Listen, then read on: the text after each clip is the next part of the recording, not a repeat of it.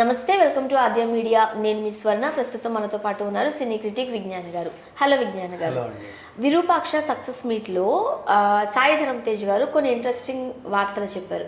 అప్పుడు యాక్సిడెంట్ అయిన టైంలో నన్ను అబ్దుల్ అన్న ఒక అబ్బాయి కాపాడారు. ఆ అబ్బాయికి మేము చాలా హెల్ప్ చేసాము, చాలా మనీ ఇచ్చాము, మెగా ఫ్యామిలీ అంతా అబ్బాయికి బ్రహ్మరథం పట్టారు అన్నట్టుగా చెప్పారు. కాకపోతే కట్ చేస్తే నిన్న అన్ని మీడియా ఛానల్స్ దగ్గర అబ్దుల్ వచ్చి నాకు పైసా కూడా ఇవ్వలే, పైగా కాపాడినందుకు కష్టాల పాలయ్యాను, ఉన్న ఉద్యోగం ఊడిపోయింది, అమెజాన్లో ఏదో డెలివరీ బాయ్ కింద పనిచేసుకుంటున్నాను అని కష్టాలు కన్నీళ్ళతో చెప్పుకున్నాడు అబ్బాయి. ఏం జరిగింది?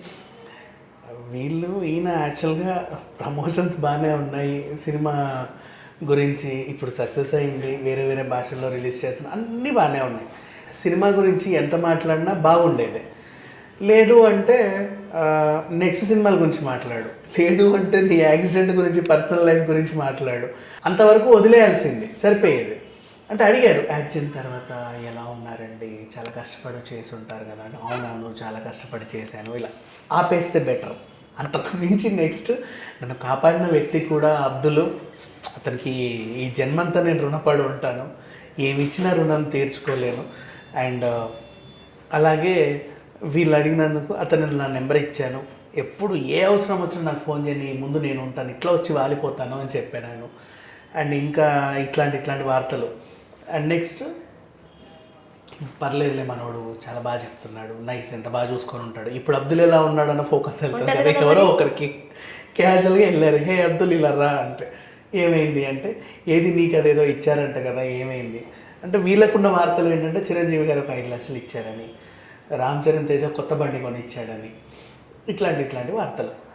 అప్పుడు సిఎంఆర్ షాపింగ్ మాల్లో పనిచేసేవాడంట ఈ అబ్బాయి. పనిచేస్తే ఊరికే అందరూ వచ్చేవాళ్ళందరూ చీరలు అవన్నీ చూపించుకుంటూ హే నువ్వు నిన్న బాబుని కాపాడినాడు, నేను టీవీలో చూసాము, యూట్యూబ్లో చూసాము, ఓకే బాగా మంచి పని చేసావు, గుడ్ అంతవరకు ఓకే. చుట్టుపక్కల వాళ్ళు కూడా నేను శాలరీ చాలట్లేదు, ఒక 10,000 ఏమన్నా ఉంటే ఇస్తావా నాకు, నీకు నెక్స్ట్ మంత్ ఇస్తా, నాకు ఇది అవసరం ఉంది, మా ఆవిడకి ఇదేదో కొనాలి, అది చేయాలి ఇది చేయాలి, ఓ 20,000 ఇవ్వు, 30,000 ఇవ్వు, వడ్డీకి ఇవ్వు, నీకు ఇస్తా. ఏంట్రా బాబు నన్ను ఎందుకు ఇలా అడుగుతున్నా, ఏదో నీకు ఏదో 5 లక్షలు వచ్చాయంట కదా అని చెప్పేసి, చిచ్చి నాకు అట్లాంటి ఏం రాలేదంటే వాళ్ళు నమ్మడం మానేశారు. చూడు మొన్నటి వరకు మనతో పనిచేసి డబ్బులు రాగానే వీడు ఎలా అయిపోయాడో, వాళ్ళకు ఉంటుంది కదా కొంచెం, డబ్బులు రాగానే 4 డబ్బులు రాగానే వీడు ఎలా అయిపోయాడో చూడు, ఇంత స్వార్థం పనికిరాదురా నీకని చెప్పి వాడినే తిట్టడం. పాపం వాడికి రూపాయి ఎవడు ఇవ్వలా. కానీ ఆ వార్తలు వచ్చేసరికి అందరికీ ఇట్లా, చివరికి ఆ మేనేజర్లు అవి వీళ్ళు కూడా సరిగ్గా పని చేయకపోయినా కూడా, అంటే ఇంతకుముందు సరిగ్గా పని చేయకపోతే సరిగ్గా చేయరా అనేవాళ్ళు, ఇప్పుడు సరిగ్గా పని చేయకపోతే 4 డబ్బులు రాగానే కళ్ళు నెత్తికి ఎక్కాయిరా నీకు అనడం. అరే బాబు నాకు తినడానికే తిండి లేదు, గట్టిగా మాట్లాడితే రేపటి రోజు నీ దగ్గర రానికి కూడా నా దగ్గర ఛార్జీలు ఉండేలేవో నాకు తెలియదు, నేనున్న సిచ్యువేషన్ ఇలా ఉంది, నువ్వేమో నాకు 5 లక్షలు ఉన్నాయి అంటున్నావు, సరే 5 లక్షలు వదిలే, బండి కూడా ఇచ్చారని వార్త, నాకు ఏది బండి కూడా లేదు కదా, మరి ఇది లేదు అది లేదు, ఎందుకు ఇట్లా ప్రచారం చేస్తున్నారు, ఎందుకు ఇది అంటే ఏదో రిచ్ బండి ఇచ్చి ఉంటాడు మనోడికి, వాడింది దాచిపెట్టింది, గర్ల్ ఫ్రెండ్స్తో చక్కర్లు కొడుతూ ఉంటాడు, మనకి ఎందుకులే ఇట్లాంటివన్నీ అని చెప్పేసి వీళ్ళు అని అంటారు. నీకు నాకు చాలా టార్చర్ అనిపించింది అక్కడ పని చేయడం కూడా ఇబ్బంది, అందరూ ఒక కార్నర్ చేసేస్తారు కదా, వాడితో కూర్చొని లంచ్ చేయకపోవడం, వాడిని పిలవకపోవడం, అదేంటిది ఇట్లాంటి కాస్ట్లీ చీరలు చూపించాలంటే మా వాడు ఉన్నాడమ్మా ఆ కాస్ట్లీ వాడు, ఒరే ఈ కాస్ట్లీ చీరలు చూపించండి, ఈ ఎగతాళి చేయడం, ఇట్లాంటివన్నీ చేసేసరికి ఆ అబ్బాయికి ఇంకా అక్కడ పనిచేయడం ఇష్టం లేక మానేసి 4 నెలలు ఖాళీగా ఉన్నాడు అబ్బాయి. 4 నెలలు ఉద్యోగం రాలా, ఆ 4 నెలలన్నా పోనీ ఎవడన్నా వెళ్ళి పలకరించి ₹1 ఇచ్చాడంటే అది కూడా లేదు. 4 నెలలు ఖాళీగా ఉంటే అప్పటి వరకు ఇచ్చిన జీతం కూడా అయిపోయింది అబ్బాయి దగ్గర, అది కూడా లేదు. నెక్స్ట్ స్విగ్గీ డెలివరీ బాయ్గా వెళ్ళి, లేకపోతే అమెజాన్ డెలివరీ బాయ్గా, స్విగ్గీ డెలివరీ బాయ్గా వెళ్ళి ఏ రోజు డబ్బులు ఆ రోజు వస్తాయి వాళ్ళకి, కొన్ని రోజులు అవి, 4 రోజులు ర్యాపిడో, తర్వాత కొంచెం జమ చేసుకొని నెల జీతం ఉంటే బాగుండు అనుకొని అమెజాన్లో డెలివరీ బాయ్గా జాయిన్ అయ్యాడు. ఇంత కష్టపడ్డాడు అప్పటి నుంచి ఇప్పటి వరకు, ఆ 2021 నుంచి ఇప్పటి వరకు ఈ అబ్బాయి పడ్డ కష్టాలు ఇవి, కానీ తను ఎవరు ఆదుకోవాలి. కాకపోతే మెగా ఫ్యామిలీ వాళ్ళ ముందు మైకులు పెట్టగానే వీళ్ళు మాత్రం పాప సమంతకి ఏంటి మీరు తప్పు విన్నారు, అంతకుముందు అబ్దుల్కి మేమే గుడి కట్టించామని చెప్పినా చెప్పొచ్చామో వీళ్ళు.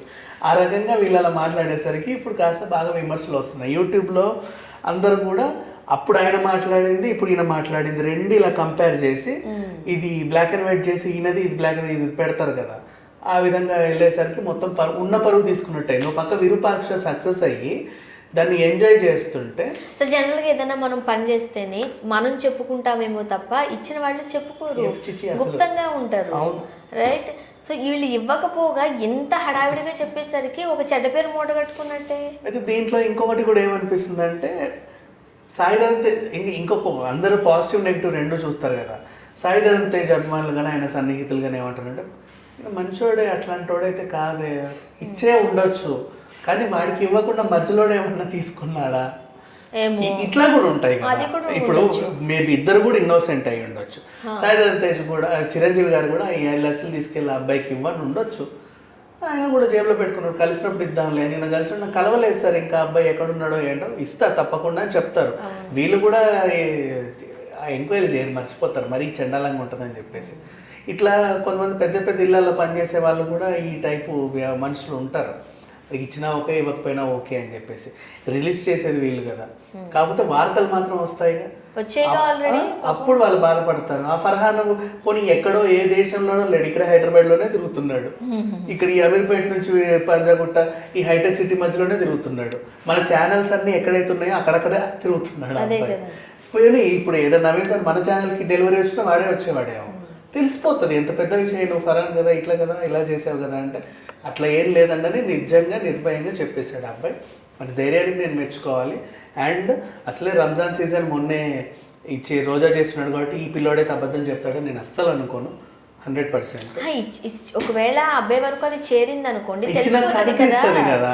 వాడు మొహం చూసినా కూడా పాపం ఎలా ఉన్నాడు అలాగే ఉన్నాడు, పిక్కుపోయి అసలు ఏమీ లేవు అన్నట్లుగా జాలిపడేలానే ఉన్నాడే తప్ప రిచ్గా ఉన్నట్టు. ఒకసారి వీళ్ళు చూసుకోవాల్సిందేమో కదా, కొంతమంది అభిప్రాయం ఇది, ఒకసారి అసలు నిజంగా తన వరకు వెళ్ళిందా లేదా ఎట్లా ఉన్నాడని చూసుకుని మాట్లాడుంటే.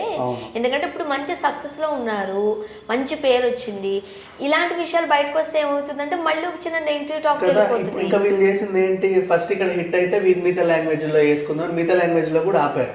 ఇప్పుడు న్యూస్ కాస్త నేషనల్ వైజ్ గా వైరల్ అయిపోతే వేరే దాంట్లో మార్కెట్ కష్టం కదా, ఆ హీరో ఇట్లాంటి వాడట అని చెప్పేసి అది సినిమాకి మనకి మైనస్ అవుతుంది, పెద్ద మైనస్ అది అలా.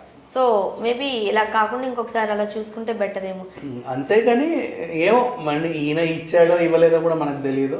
కాకపోతే సరే ఈయన వెర్షన్ వరకు ఓకే, ఈయన చెప్పింది సాయిధరమ్ తేజ్ చెప్పింది ఏంటి, చిల్లర ఇచ్చారని చెప్పాలా, ఆయనకు నా నెంబర్ ఇచ్చాను అని చెప్పాడు. ఆ అబ్బాయి ఏమో నెంబర్ ఇవ్వలేదు అన్నాడు. నా నెంబర్ ఇవ్వు అని ఈయన ఎవరికైనా చెప్పొచ్చు, ఈయన ఇవ్వకపోవచ్చు, తర్వాత సంగతి. కానీ ఇక్కడ క్లెయిమ్ చేస్తారు చూడు, చిరంజీవి గారు 5 లక్షలు ఇచ్చారు, రామ్ చరణ్ తేజ్ బండి ఇచ్చాడు, ఇక్కడికి రావాలంటే ఎక్కడ ఏం జరిగినా వీళ్ళు అకౌంట్లు వేసుకోవడం అనేది ఇది కొంచెం ఒక రకంగా ప్రస్తుతానికి అది ఒక ఇబ్బందికర అంశంగా ఉంది. చూద్దాం ఏం జరుగుతుందో. Thank you so much.